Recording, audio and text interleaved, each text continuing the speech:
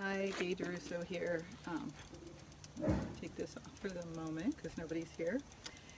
And wanted to talk a little bit about consistency. The best thing you can do for your horse is actually be consistent with it. Many people's horses have problems because they're inconsistent with the horse. So sometimes they make the horse stay behind them, sometimes they let it go to the side, sometimes they let it go out in front of them. So the horse doesn't really know where he's supposed to be. If you're consistent and constantly keep that horse behind you, then when you actually get somewhere on trail or you're walking somewhere like in the trailer, that horse will know he's supposed to stay behind. So if you get after him, he's going to stay behind there. But if you've been inconsistent the whole time, then that horse is not going to listen as well. And then everybody gets upset that the horse isn't listening to them. They've been doing what the trainer said, but actually they've been inconsistent with it.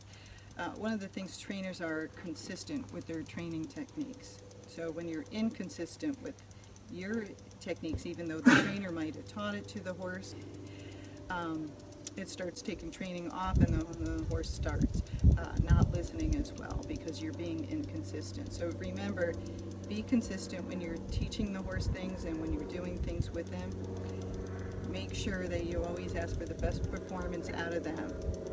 And if they're doing really well, don't accept anything less than that. If you start accepting mediocre, you're going to get a mediocre horse. But if you make him do it correctly, say I'm walking behind me and I stop and he doesn't stop. If I don't get after him, he's not going to learn to stop every time I stop. But if I get after him, if he doesn't stop, or he walks into pressure, he's going to be very consistent himself on staying back behind me. So again, some things you might think are not very important until you see it on the trail. I've had many people on the trail that they go, oh, finally, they understand why I told them they have to keep the horse behind them. Because if you're a real trail rider, sooner or later, you're going to have to get off. You might have to climb over something or go under something. And the horse needs to keep his space behind you, because if he doesn't, he's going to run you over. And 1,000 pounds running over a person usually does not end very well. So be consistent.